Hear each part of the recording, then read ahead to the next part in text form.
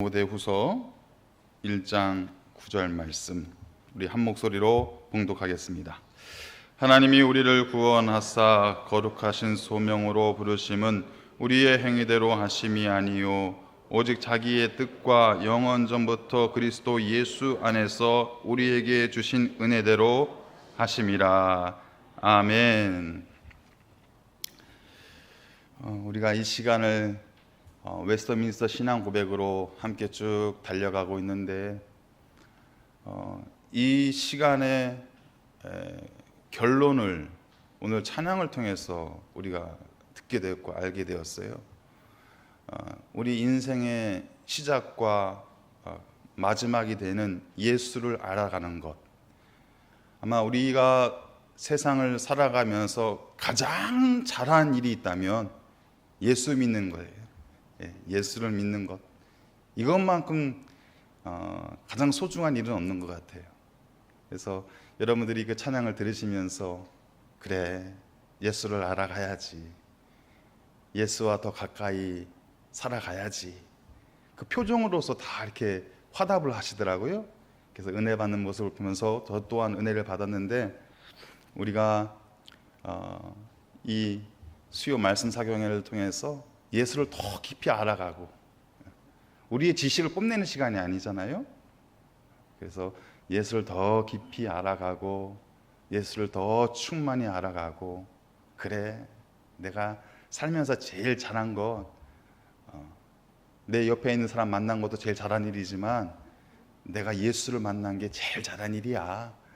그렇게 마음속에 새기고 나아갈 수 있는 우리 수요 말씀 사경회가 되시기를 주님의 이름으로 축복합니다. 이 말씀 공부, 이 교리 공부가 왜 중요하냐? 중요하니까 하는 거예요. 여러분, 우리가 이 건물이 흔들리면 제일 먼저 점검해야 할 게 있죠. 이 뼈대가 문제가 없나, 기둥이 문제가 없나, 그걸 다 점검하고, 또 뭐가 좀 부족한 부분이 있으면 보강 공사를 하잖아요. 여러분, 우리가 살다가 그런 일이 있으면 안 되지만 뭐 뼈가 골절되고 다치는 경우가 있잖아요. 그러면 어떻게 해요? 어떻게 해서든지 그것을 고쳐보려고 병원 가서 깁스도 하고 수술도 하고 하잖아요. 그냥 골절된 상태로 그냥 다니지 않지 않습니까? 예. 이 교리 공부가 뭐냐, 이 말씀 사경의 이 시간이 뭐냐면 우리의 신앙의 뼈대를 점검하시는 시간이, 어디 부족한 부분이 없지? 어디 조금 연약한 부분이 없나? 혹시라도 좀 깨진 부분이 없나? 이렇게 점검하고 두드리고, 또 부족하고 연약한 부분이 있다면 그것을 내가 잘 정립해 가는 시간입니다. 내 신앙의 뼈대를 잘 만들어 가는 시간이에요. 그래서 이 교리 공부가 그만큼 중요하기 때문에 이 종교개혁 이후로 우리 개신교회, 개혁교회에서는 이 교리 공부를 철저하게 성도들과 함께 나눴습니다. 그만큼 중요하기 때문에 이것을 나눴었고, 그것이 우리에게 큰 유익이 되고 도움이 되기 때문에 이 시간들이 꼭 필요한 것이죠. 그래서 이 말씀 사경회를 통해서 여러분들의 신앙의 근간, 그 기둥, 기본기를 다시 한번 점검하시고, 어디가 부족한 부분이 없는지, 또 더 잘 회복되어야 될 부분이 어떤 부분인지를 점검하시고 또한 성장할 수 있는 이 말씀 사경의 시간이 되시기를 간절히 축복합니다. 오늘 이 시간에는 11번째 시간이고요. 제 10장 효과적인 부르심에 대하여 라는 제목으로 말씀을 좀 함께 나누기를 원합니다. 첫 번째 보시면 그 효과적인 소명, 이 소명이 곧 부르심과 같은 말이에요. 효과적인 소명, 다시 말씀드려서 효과적인 부르심에 대한 정의가 무엇이냐? 이 효과적인 소명, 부르심과 같은 말이 유효적 부르심, 또 실제적인 부르심이라는 거예요. 그러니까 하나님께서 우리 각 사람을 불러주셨잖아요. 내 의지를 가지고 이 세상에 나오신 분은 단 한 분도 안 계시잖아요. 하나님께서 불러주셔서 우리가 존재하게 되었고, 하나님께서 불러주셔서 우리가 이 시간 이 자리에 있는 것이에요. 그러니까 하나님의 부르심이라는 것은 추상적인 부르심이 아니라는 거예요. 실제적으로 그것은 우리의 인생을 통해서 드러나고 있다는 거예요.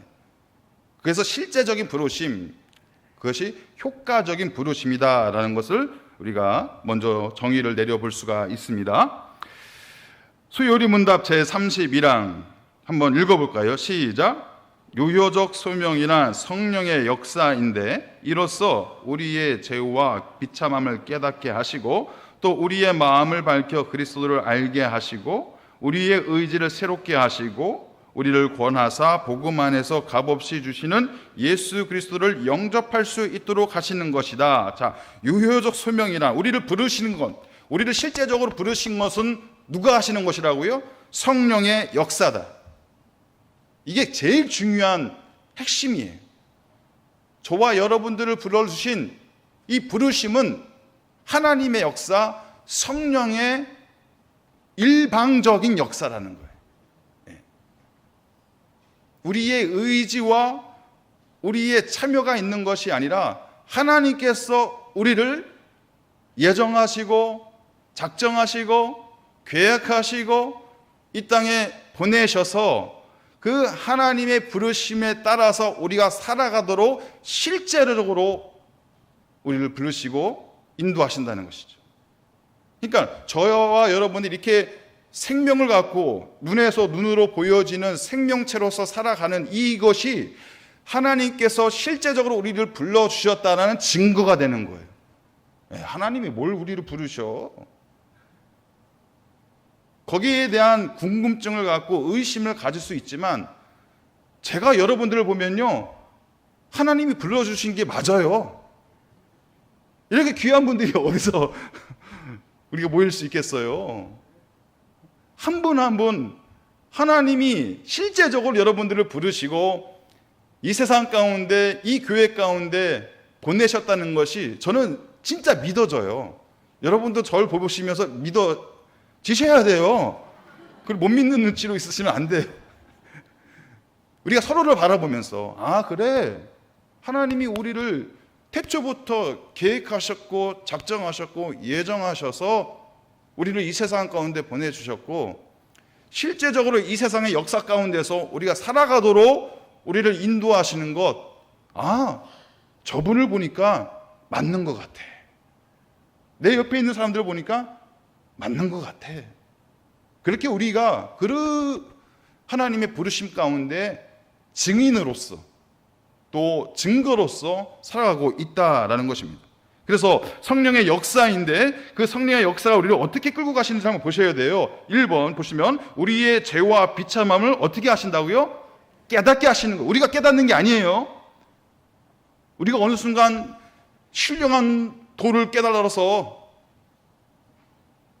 인생의 그 비밀이 확 열려서 아 그래 내가 죄인이야, 내가 비참한 인생이야, 그것이 깨달아지는 게 아니에요. 우리가 스스로 깨달을 수 있는 게 아니에요. 성령이 역사하셔서 깨닫게 하신다는 거예요. 두 번째는요, 또 우리의 마음을 밝혀 그리스도를 알게 하시고. 우리가 어떻게 예수를 알죠? 우리 아까 찬양을 이렇게 은혜로운 찬양을 우리 찬양대에서 해주셨지만 우리가 어떻게 예수를 알죠? 어떻게 예수를 알죠? 너무 신비롭지 않아요? 예수님 보신 적 있으세요? 이스라엘 다녀오신 분들 있으세요? 그 예수님의 그 시대 가운데 살아보신 분 계세요? 2000년 전에 없잖아요. 그런데 우리가 예수를 알아요. 신기하죠? 예수를 안다는 거예요. 우리만 압니까? 우리 가끔씩 새 가족이 오면요, 제가 깜짝깜짝 놀라는 분들이 있어요. 처음 교회 나오신 분들이 있어요. 신비해요. 아니 40년, 50년, 60년 동안 전혀 예수를 알지 못하다가 갑자기 교회에 등록하시고 이제 예수를 알기 시작한다는 거예요. 그게 어떻게 가능할까요? 사람의 생각과 사람의 의지로는 이것은 도저히 있을 수 없는 일이에요. 오직 성령의 역사로 알게 되는 거예요. 성령이 알게 하신다는 거예요. 3번, 우리의 의지를 새롭게 하신다. 우리의 삶의 의지, 인생의 의지를 날마다 새롭게 하신다.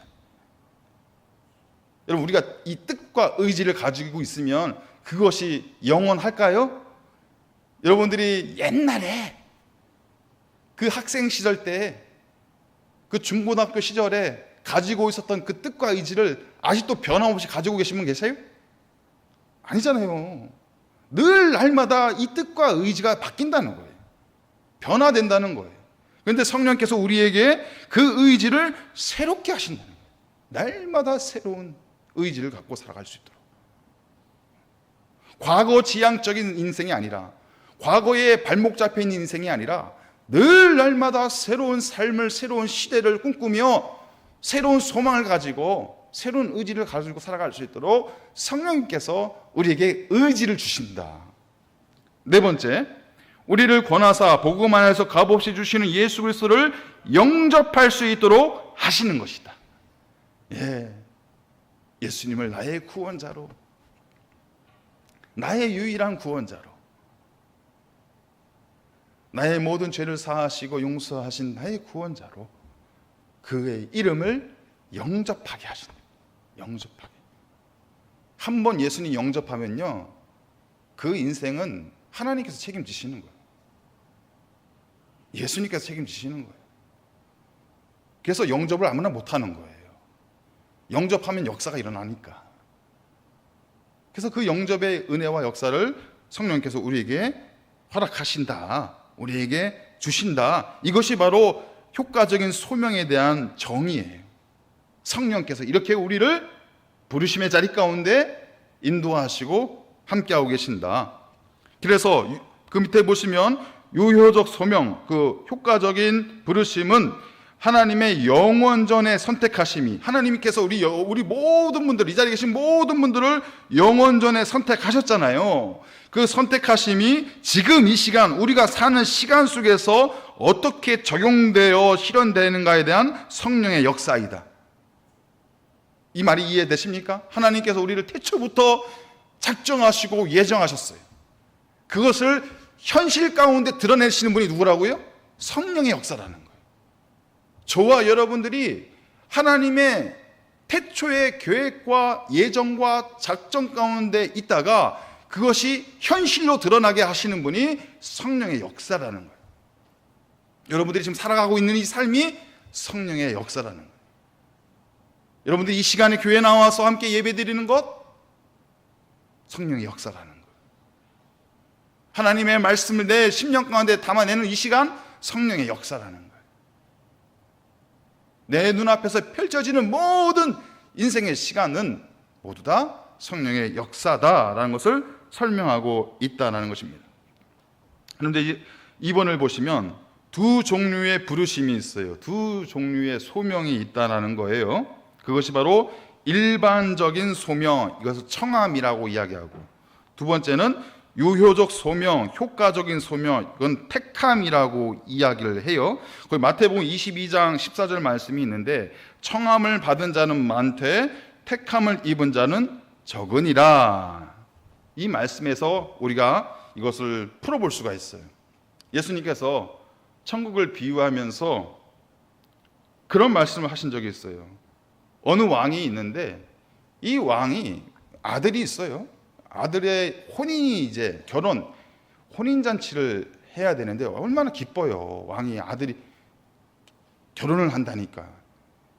저도 우리 아들이 빨리 결혼을 했으면 좋겠어요. 중3인데 빨리 결혼을 했으면 좋겠어요. 간절한 소망입니다. 저의 마음도 그렇지만 이 왕도 얼마나 아들이 결혼을 한다니까 기뻐요. 그래서 본인이 알고 있는 수많은 그 지인들에게 자신의 종을 보내서 우리가 이제 내 아들이 결혼식을 하니까 와서 빛내주세요. 와서 이 자리를 빛내주세요라고 보냈어요. 그랬더니 싫다는 거예요. 왕의 지인들이 싫다는 거예요. 왜 그러지? 그래서 왕이 또 한 번 종들을 보냈어요. 종들을 보내서 이번에는 와주세요. 그랬더니 그 지인들이 또 싫다는 거예요. 일이 많아서 못 가요. 너무 바빠서 못 가요. 다른 일 때문에 못 가요. 이렇게 변명하고 안 오는 거예요. 급기야 그 왕이 보낸 그 종들을, 그 지인들이, 왕의 지인들이 그 종들을 다 죽여버리는 거예요. 왕이 그 소식을 듣고서 분노해서 군사를 보내서 그 모든 지인들을 다 쓸어버립니다. 그런 후에 왕이 다시 종들을 불러서, 야, 이제는 그 사람들한테 가지 마. 이제는 저 길바닥에 가서 손님들을 초청해와. 그렇게 사람들을 보냈죠. 그것이 마태복음 22장에 있는 말씀이잖아요. 그 종들을 보내요, 그 청한 사람들을 혼인잔치에 오라 하였다. 길거리에 가서 많은 사람들에게 그 혼인잔치에 와달라고 이야기를 하는 거예요. 그 얘기를 듣고서 수많은 사람들이, 아, 그래요, 제가 갈게요. 그래서 그 왕의 혼인잔치에, 왕의 아들의 혼인잔치에 참석을 했어요. 그런데 한 명을 딱 보니까요, 너무 준비 안 된 모습으로 와 있는 거예요. 의복을 갖추지 않은 채 아무런 준비 없이 그 자리에 와 있는 거예요. 왕이 그 모습을 다 보면서 경노하죠. 그리고 종들을 통해서 명령을 합니다. 저 사람을 바깥으로 쫓아내라. 그리고 이를 갈게 하라. 여기서 나오는 것이 바로 청함과 택함의 의미입니다. 왕이 수많은 사람들에게 혼인잔치에 와달라고 청했어요. 그런데 그 청함에 택함받은 사람들은 전부가 아니라는 거예요. 그래서 일방적인 소명은 뭐냐? 그것이 청하는 거예요. 하나님께서 온 인류를 향해서 청하는 거예요. 예수님 믿으면 구원받아요. 예수님 믿으면 복을 받아요. 그렇게 초청장을 다 보냈어요. 그래서 이 말씀이 나오는 거예요. 일반적인 소명은 응답과 반응이 있을 수도 있고 또 없을 수도 있다. 그 초청을 듣고, 아, 내가 가야죠 당연히 라고 하는 사람도 있고, 그냥 무시해버리는 사람들도 있다라는 거예요. 이것이 바로 일반적인 소명, 청함이라는 거예요. 그런데 두 번째가 중요해요. 유효적 소명, 효과적인 부르심, 택함이 있다는 거예요. 택함. 그 중에는 그 부르심에 응답해서 정결한 옷을 입고 그 잔치 자리에 참여해서 함께 잔치의 기쁨을 누리는 사람들이 있다. 그 사람들이 누구예요? 저와 여러분. 주님의 초청을 듣고 믿음 생활을 시작하고 그 안에서 참된 기쁨과 행복을 누리며 살아가고 있는 택함받은 족속들, 백성들이 있다라는 거예요. 그래서 보시면 효과적인 소명은 믿음과 구원이라는 열매가 반드시 열린다. 여러분들의 인생 가운데는 반드시 믿음과 구원이라는 열매가 맺히게 되어 있다라는 것입니다. 효과적인 소명이 없으면 말씀의 뿌리를 내리지도 못하고 구원의 열매를 맺지도 못한다.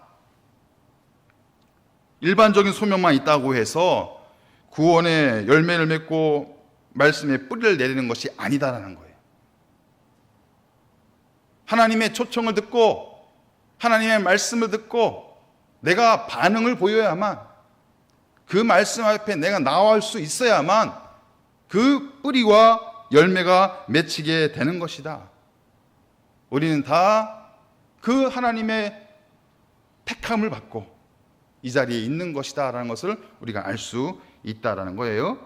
그런데 3번을 보시면요, 이 효과적인 소명 부르심을 위해서 성령께서 역사하시는 방법이 있다는 거예요. 아까 제가 말씀드렸죠. 효과적인 소명에 있어서 우리를 부르신 하나님의 부르심에 있어서 이 모든 것은 누구의 역사라고요? 성령의 역사. 그런데 그 성령께서 역사하는 순서가 있다는 거예요. 방법이 있다는 거예요. 성령의 내적 역사의 순서. 성령께서 저와 여러분들의 심령 가운데 어떻게 역사를 하셨느냐, 그것을 한번 발견해 보자고요. 1항을 보시겠습니다. 1항을 한번 읽어보겠습니다. 시작. 그들의 마음이 하나님의 일들을 이해하되 영적으로 유익하게 조명하신다. 또한 구속적으로 계몽하신다. 돌과 같은 마음을 제거하고 부드러운 마음을 주시며 선을 원하게 하는 전능하신 힘으로 그들이 선한 길을 가게 하시고 그들의 의지를 새롭게 하시고 그들을 예수 그리스도에게 실제로 이끄신다. 여기서 중요한 단어들을 제가 표시를 해놨는데, 첫 번째, 성령께서 우리를 조명하신다. 여러분들을 성령께서 비추신다, 조명하신다는 거예요. 여러분, 이 무대에 올라와 있는 수많은 사람들 중에서요, 이 조명을 탁 비추는 사람이 있어요. 주인공. 그러니까 어느 무슨 콘서트나 무슨 연극이나 하여튼 여러 가지 무대에서 일어나는 그런 것을 관람하게 될 때 그 강력한 빛이 쫙 비추는 사람 있잖아요. 성령의 빛이 여러분들을 한 분 한 분을 쫙 비춰주시는 거예요. 너희는 내 삶의, 내 인생의 주인공이야. 우리를 주인공 삼아주셔서 빛을 성령께서 확 비춰주시는 거예요. 그 빛이 우리에게 어떤 것을 보여주고 계십니까? 첫 번째는요, 계몽하신다 그랬죠. 계몽하신다. 이 계몽의 의미는 뭐냐면 생각의 변화가 나타난다. 생각의 변화. 우리를 이해시키고 우리를 납득시켜서 우리에게 생각의 변화가 나타나게 한다. 두 번째가 돌과 같은 마음을 제거하시고 부드러운 마음을 주신다. 무엇의 변화? 생각의 변화 다음에 마음의 변화. 마음의 변화. 세 번째, 이어지는 것이 의지를 새롭게 하신다. 의지의 변화, 뜻의 변화. 내 삶의 의지, 내 삶의 뜻의 변화가 나타난다. 그리고 마지막에 실제로 이끄신다. 무슨 변화? 행동의 변화. 이것이 성령께서 우리를 효과적인 부르심으로 인도하시는 방법이라는 거예요. 성령이 여러분들 한 명 한 명을 강력한 빛으로 비추셔서 여러분들의 생각의 변화를 만들어내시고 여러분의 마음의 변화를 만들어내시고 여러분의 뜻과 의지의 변화를 만들어내시고 여러분들의 행동의 변화를 만들어내신다.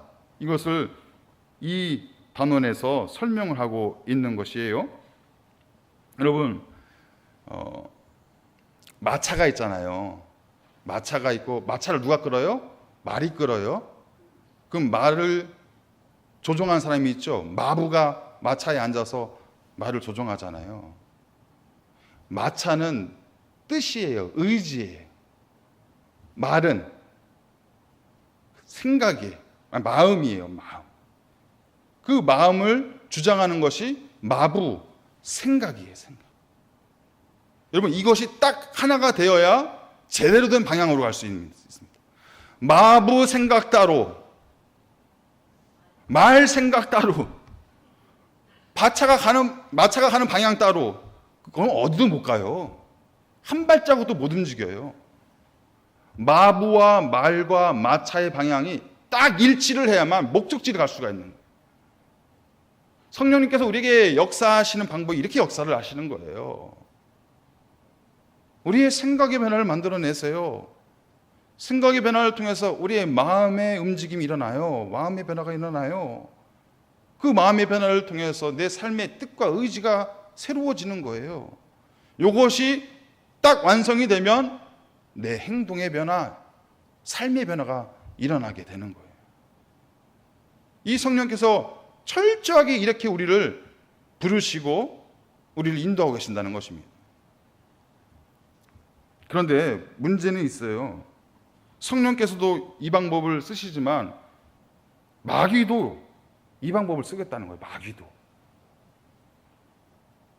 요한복음 13장 2절 말씀을 보시면 그 마귀가 가룟 유다의 마음에 어떤 생각을 불어넣었어요? 마귀가 벌써 시온의 아들 가룟 유다의 마음에 예수를 팔려는 생각을 넣었더라. 생각이 쑥 들어가니까 마음이 움직이는 거예요. 마음이 움직이니까 지금까지는 내가 예수의 제자였는데 그 뜻이 바뀌는 거예요. 나 이제 마귀의 제자가 될래. 그래서 예수를 팔아 넘기잖아요. 그래서 마귀도 이런 방법으로 우리에게 역사를 한다라는 것입니다. 여러분, 범죄를 저지를 때는요, 그냥 저지르는 게 아니에요. 그냥 저지르는 게 아니에요. 첫 번째 생각이 온통 오염된 생각으로 그것이 꽉 차 있어요. 그 생각이 꽉 차 있다 보니까 이 마음이 어떻게 돼요? 악해지는 거예요. 악해지는 거. 마음이 약해지니까 어떻게 돼요? 에이, 이 세상 살기 더럽네. 나 혼자 이렇게 살아가는 거 억울한데 안 되겠다. 아무나도 한 명 내가 만나자. 여태까지 살았던 삶의 기준과 뜻과 의지가 바뀌어버리는 거예요. 그러니까 어떻게 되는 거예요? 행동으로 나오는 거예요. 이게. 생각이 다른데 행동이 선한 행동으로 나올 수가 없는 거라는 거예요. 그래서 우리는 어떻게 됩니까? 우리의 마음과 생각을 어떻게 돼요? 지키셔야 돼요. 이 지킨다는 표현이 참 귀한 표현입니다. 내 생각과 내 마음에 이 마귀가 틈타지 못하도록 단속하고 지켜야 돼요. 여러분, 좀 있다가 다 끝나고 댁에 들어가셔서 잠자리에 주무시기 전에 대문 활짝 열어놓고 주무시는 분들 계세요? 아유, 도둑님 어서 오세요. 환영합니다. 그런 분도 없잖아요. 문 잠그고 또 잠그고 또 잠그고 집안을 지키기 위해서 노력하시잖아요. 우리의 생각과 우리의 마음도 마찬가지라는 거예요. 사단이 틈타지 못하도록 지키셔야 돼요. 걸어 잠그셔야 돼요. 그것이 뭐라 그래요? 마음과 생각을 지키도록 기도하라. 기도하라. 기도하라. 한번 우리 빌립보서 4장 6절 7절 말씀 함께 읽어보겠습니다. 시작. 염려하지 말고 다만 모든 일에 기도와 간구로 너희 구할 것을 감사함으로 하나님께 아뢰라. 그리하면 모든 지각에 뛰어난 하나님의 평강이 그리스도 예수 안에서 너희 마음과 생각을 지키시리라. 너희 마음과 생각을 누가 지키신다고요? 그리스도 예수 안에서 하나님의 평강이 우리의 마음과 생각을 지키신다. 분명히 말씀드렸어요. 성령님께서 우리의 마음과 생각을 바꿔가시고 새롭게 하시고 우리의 마음과 생각을 통해서 역사하세요. 그것만 있으면 다행이잖아요. 그런데 사단 마귀도 그 방법을 안다는 거예요. 그러니까 우리는 치열한 영적 싸움을 안 할 수가 없는 거예요. 믿음 생활이 시작됐다고 해서 모든 게 끝나버린 것이 아니라 이 마귀 사탄이 이 사마귀라고 하잖아요. 사마귀. 사탄 마귀, 사마귀가 우리를 틈타지 못하도록 우리가 철저하게 우리의 마음과 생각을 지키는 노력을 해야 된다. 그런데 그것이 어떤 방법이 있느냐? 하나님의 평강이 그리스도 예수 안에서 너희의 마음과 생각을 지키도록 기도하라. 성도는 이 기도의 삶을 통해서 우리의 마음과 생각을 지켜가시는 거예요. 여러분, 새벽 기도회, 묵상 기도회를 통해서 얼마나 은혜로운 시간들이 이어지고 있습니까? 제가 자꾸 이 새벽 기도 얘기한다고 그러시는 분들이 있는데 또 할 거예요. 저는 계속 할 거예요. 여러분, 그 기도의 시간 우리가 함께 나와서 말씀 보고 말씀 듣고 함께 내가 묵상하고 그 시간이 뭐예요? 하루를 시작하는 데 있어서 내 마음과 생각을 지키시는 시간이에요. 온갖 잡념이 다 생기잖아요. 저도 이제 새벽 기도회 끝나고 집에 들어가서 일과를 딱 시작하려고 하면요, 온갖 생각이 막 머릿속에서 맴돌아요. 그런데 그것을 내가 지킬 수가 있는 게 아니에요. 그리스도의 평강이, 하나님의 평강이 내 마음과 생각을 지켜주실 때 나는 성령의 사람으로 살아갈 수가 있는 거예요. 그런데 그것을 내가 지키지 못하면, 그것을 내가 사단마귀에 빼앗겨버리면 나는 성령의 사람으로 살아가는 것이 아니라 세상의 종으로, 마귀의 종으로 살아갈 수밖에 없는 거잖아요. 그래서 늘 끊임없이 기도함을 통해서 우리의 마음과 생각을 지키셔야 된다. 또 새벽 기도회 얘기만 하면 좀 더 미안하니까 금요 기도회도 얘기해야 되잖아요. 여러분, 금요 성령 기도 나오셔서 함께 막 찬양하고 기도하고 나라를 위해서, 민족을 위해서 기도하고 우리 환우들을 위해서 기도하고, 우리가 그렇게 기도하는 시간에 우리의 마음과 생각을 누가 지켜주실까요? 성령님이 지켜주시는 거예요. 그 시간 나도 모르게 성령이 내 영을 강력한 은혜를 부어주셔서 담대한 마음으로 살아가도록, 세상에 어떤 유혹이 있더라도 내가 굴복하지 않고 살아가도록 내 마음과 생각을 성령께서 다 감싸 안아주시고 지켜주시잖아요. 금요성령교대 나오시는 분들 다 아시잖아요. 다 느끼시잖아요. 예, 그런 기도의 시간을 통해서 우리의 마음과 생각을 하나님께서 지켜주신다라는 것입니다.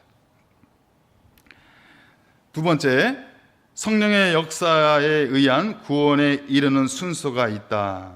성령께서 우리의 마음과 생각 그리고 우리의 의지를 변화시켜 주셔서 구원에 이르는 삶을 살아가도록 인도하시는데, 그 구원은 어떤 순서로 우리에게 펼쳐지게 되는 것이냐. 자, 구원의 여정을 한번 보세요. 하나님의 택하심이 있었어요. 저와 여러분들은 이미 하나님께서 택하신 분들이에요. 그냥 아무 이유 없이 이 세상에 나오신 분들이 아니라 하나님의 택하심이 태초부터 있으셨다는 거예요. 그 택하심 속에서 우리를 누가 불러주셨어요? 성령님께서 우리를 이 자리 가운데로 불러주신 거예요. 하나님 백성의 자리로 불러주신 거예요. 효과적인 부르심, 성령의 사역을 통해서 우리가 이 자리에 있는 거예요. 그럼 이후에 우리가 어떻게 구원의 길로 가느냐? 거듭남과 회개와 믿음, 또 의와 의인이 되는 것, 또 성화, 그리고 영화, 이 모든 과정이 구원의 여정이라는 거예요. 구원의 여정. 이게 구원이 한 단면만 나오는 것이 아니라 우리에게 말하는 그 구원의 역사, 구원의 여정은 뭐냐? 하나님의 택하심이 있었어요. 성령의 부르심이 있었어요. 또 예수님으로 인해서 거듭나고 회개하고 믿음을 갖게 되었어요. 우리가 의인이 되었어요. 우리가 성화로운 존재로 살아가고 있어요. 우리가 마침내 하나님의 나라에서 영화로운 존재로 살아가게 된다. 이것이 전체가 다 구원의 드라마, 구원의 역사라는 거예요. 여러분, TV에서 드라마 많이 보시죠? 10부작, 15부작 다 보시잖아요. 그걸 다 보셔야만 그 드라마를 봤다라고 얘기하는 거예요. 처음만 보고 중간만 보고 끝만 보면은 그 드라마가 연결이 될까요? 전체가 연결이 안 되는 거예요. 우리 구원의 시간표는 바로 이 시간표대로 지금 우리가 살아가고 있다는 거예요. 그런데 중요한 게 그 가운데에 있는 거듭남과 회개와 믿음, 이게 매우 많은 논쟁거리를 갖고 있는 거예요.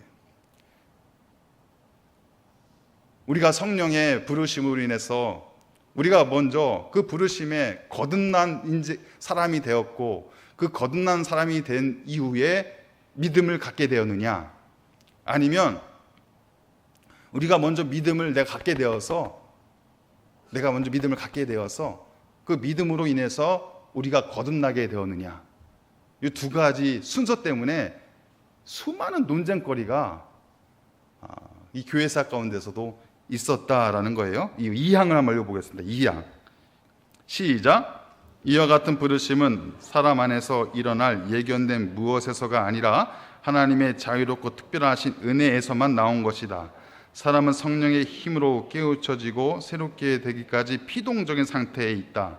그러나 성령의 역사를 받게 되면 이 부르심에 응답할 수가 있고, 이 부르심을 통해서 주어지고 전달된 은혜를 받아들일 수 있게 된다. 가운데 보시면 사람은 성령의 힘으로 깨우쳐지고 새롭게 되기까지, 그러니까 성령의 부르심이 있기까지 피동적인 상태에 있다 그랬죠. 이 피동적인 상태에 있다는 건 뭐냐면은 죽음의 상태에 있다는 거예요. 죽음의 상태. 우리는 다 죄인이었잖아요. 저와 여러분도 다 죄인이었잖아요. 성경에서 말하는 죄인의 결과는 뭐예요? 사망입니다. 사망, 죽음이에요. 우리는 다 죽어 있는 존재였다는 거예요. 그 죽어 있는 존재 가운데 성령의 부르심이 있었다는 거예요. 성령의 부르심. 저와 여러분들을 향한 성령의 부르심이 있었다는 거예요. 그것이 말씀을 통해서 우리에게 나타났던, 성령의 부르심을 통해서 우리에게 나타났던 그 계기가 있었다는 거예요. 그 계기를 통해서 우리가 거듭나게 되는 거예요. 우리가 거듭나게 된 이후에 거듭난 사람으로서 예수님을 믿을 수 있게 되었다. 이것이 우리 개혁종교, 우리 장로교회에서 믿고 있는 구원의 여정이라는 것입니다. 그래서 그 밑에 보시면 회개와 믿음의 원인이 되어 거듭나는 것이 아니라 거듭남이 먼저 원인이 되어서 우리는 거듭난 사람으로서 회개의 영을 갖게 되었고 믿음의 영을 갖게 되었다라는 것입니다. 우리가 거듭나지도 않았는데 우리가 알아서 믿음을 갖게 됐다는 게 아니에요. 우리가 거듭나지도 않았는데 주님 제가 죄인입니다, 그렇게 죄의 고백을 할 수 있다는 것이 아니에요. 거듭났기 때문에 예수님이 믿어지는 거예요.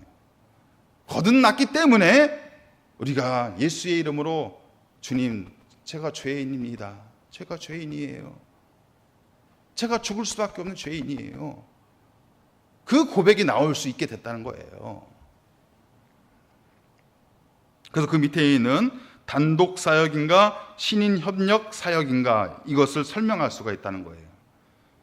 여러분, 우리의 구원의 사역이 성령님의 단독의 사역입니까? 아니면 사람과 성령님의 합동의 사역입니까? 저와 여러분들이 구원받았던 것은 성령님의 일방적인 사역입니까? 우리의 노력과 열심과 공로가 들어있는 사역입니까? 일방적인 사역이잖아요. 우리가 믿고 있는 구원의 여정은 바로 그렇다는 거예요. 우리의 공로는 없다는 거예요. 우리는 어떤 존재였다고요? 피동적인 상태, 죽어있는 상태였다니까요. 죽음에 있었던 상태였다니까요. 여러분, 죽은 자가 무슨 말을 해요? 죽은 자가 무엇을 선택할 수가 있어요? 죽은 자는 그냥 말없이 누워있는 거예요. 그런 죽은 자를 향해서 먼저 성령의 부르심이 나타나는 거예요. 얘야, 죽어있는 그 나사로를 통해서 예수님께서 이름을 부르잖아요. 나사로야. 이게 성령의 부르심이에요. 죽어있는 자가 가만히 누워있다가 갑자기 벌떡 일어나서 예수님을 찾은 게 아니라는 거예요. 성령의 부르심이 있었고 그 죽어있는 상태에서 이제는 새로운 생명력으로 거듭나는 모습으로 나올 수 있게 되었고, 그로 인해서 우리가 믿음을 갖게 되었고 회개하는 사람들로 살아가게 되는 것이다. 하나님의 또 성령님의 단독 사역으로 이것이 펼쳐진 것이다. 그런데 이거를 인정하지 않고 무슨 말이야, 하나님의 부르심도 있었겠지만 그 부르심을 내가 받아들였으니까, 내가 믿었으니까, 내 의지를 가지고 믿었으니까 나도 공로가 있어, 나도 지분이 있어 라고 이야기하는 이단 사상이 있다는 거예요. 그래서 그 사람들이 얘기하는 것은 인간의 전적인 타락을 얘기하지 않아요. 제가 지난번에도 말씀드렸죠. 사람은 타락했지만 다 타락한 것이 아니다. 이 마음 한켠에는 그 선한 마음을 가지고 있다. 그래서 하나님께서 그렇게 불러주셨을 때 내가 그것을 듣고 내가 선택할 수 있었다. 사람들은 완벽한 죄인이 아니다. 그렇게 이야기를 하는 사상이 있다는 거예요. 인간의 공로를 인정받는. 지금도 우리 인근에 있는 다른 그 교단들, 천주교에서도 마찬가지고 가톨릭에서도 마찬가지고 인간의 공로를 앞세우잖아요.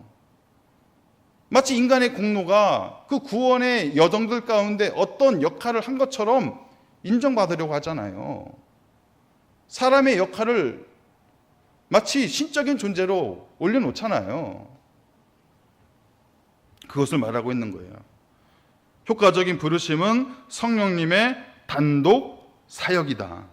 그리고 우리가 갖고 있는 이 믿음 자체는 전적인 하나님의 선물이다. 그 밑에 에베소서 2장 8절 말씀이 있죠. 한번 읽어보겠습니다. 시작.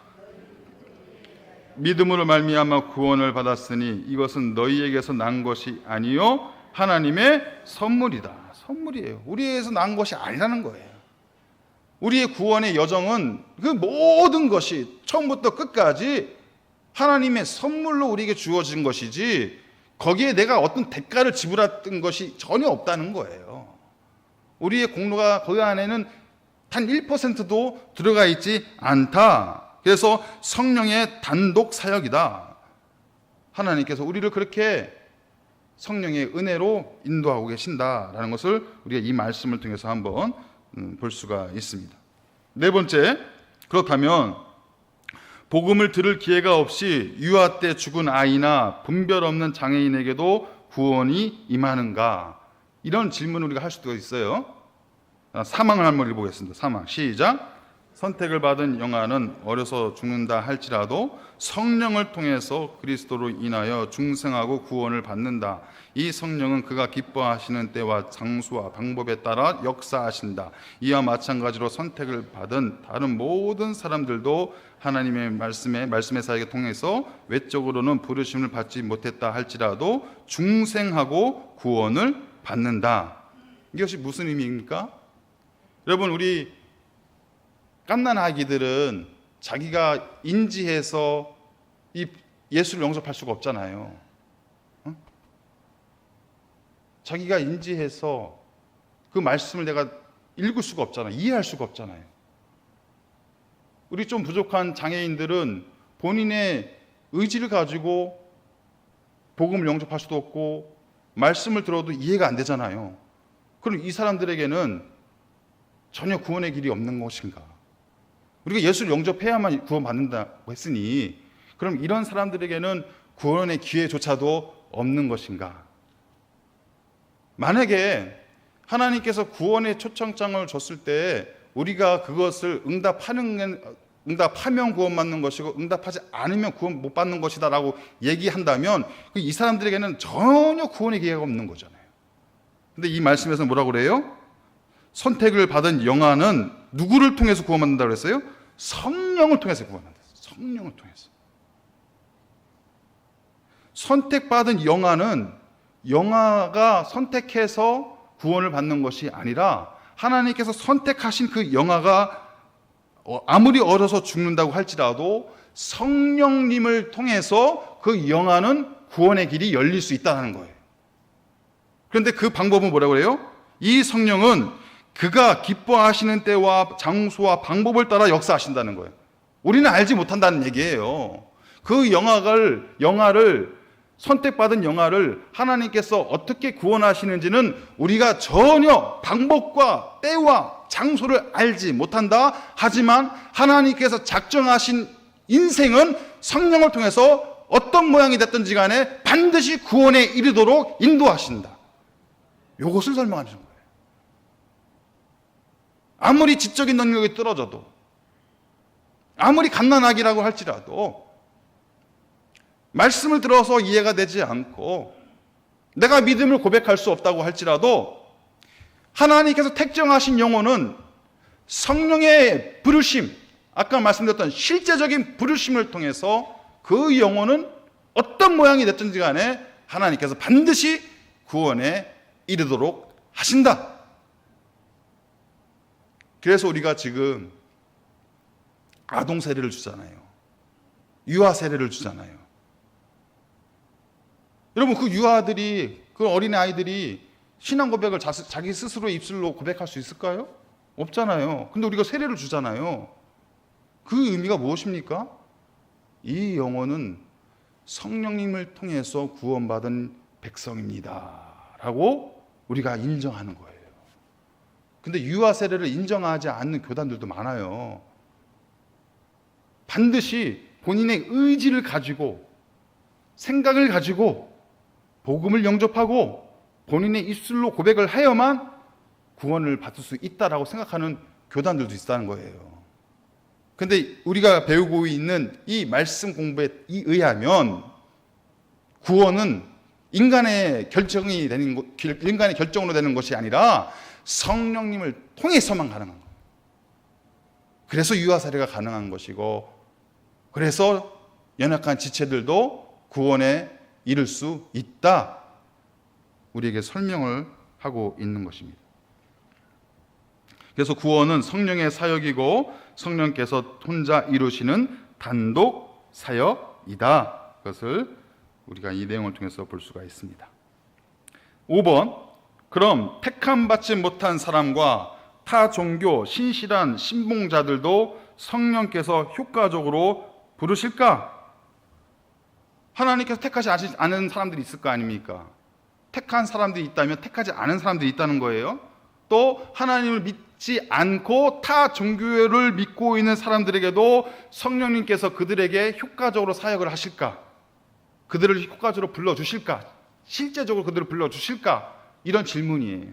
사항을 한번 읽어보겠습니다. 사항 시작. 선택을 받지 못한 사람들은 가령 그들이 말씀의 전도를 통하여 부름을 받고 성령의 일반적 역사를 소유한다고 할지라도 그들은 참으로 그리스도에게 오지 못한다. 따라서 구원을 얻지 못한다. 하물며 그리스도를 믿지 않는 사람들은 그리스도에 의하지 않는 어떠한 다른 방법으로도 구원을 얻을 수 없다. 가령 그들이 자신들이 고백하는 종교의 본질과 법의 견지에 따라서 그들의 생을 꾸려가는데 매우 열심히 있다고 해도 마찬가지다. 이 전제에 반대되는 것을 주장하고 견지하는 것은 완전히 치명적이요 미움받을 행동이다.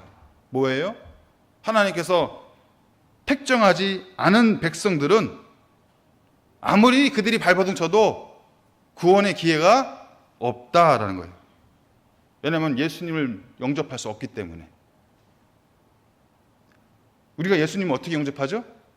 성령의 부르심이 있었기 때문에 영접했잖아요. 여러분들이 예수님 영접하기 이전에 여러분들을 향한 성령의 부르심, 효과적인 부르심이 있었다니까요.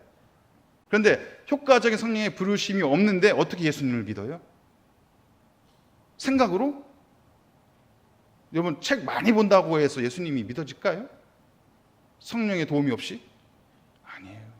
지식적인, 종교적인 예수는 알아도요, 나를 구원하신 예수님 못 만나는 거예요. 하나님의 선택을 받지 못한 사람들에게는 그리스도에게로 올 수 없다. 따라서 구원을 받을 수 없다라고 말하고 있는 거예요. 또한 그 밑에 있는 것처럼 예수님을 믿지 않는 사람들은 어떠한 다른 방법으로 발버둥 쳐도 절대로 구원받을 수 없다라는 거예요. 아무리 착하게 살아도, 아무리 도를 깨우쳐도, 아무리 최선을 다해도 그리스도를 믿지 않는 사람들, 예수를 믿지 않는 사람들은 절대로 구원을 받을 수 없다. 핵심이 무엇입니까? 구원의 길은 오직 예수 그리스도 한 분뿐이시다. 구원의 길은 예수님밖에 없는 거예요.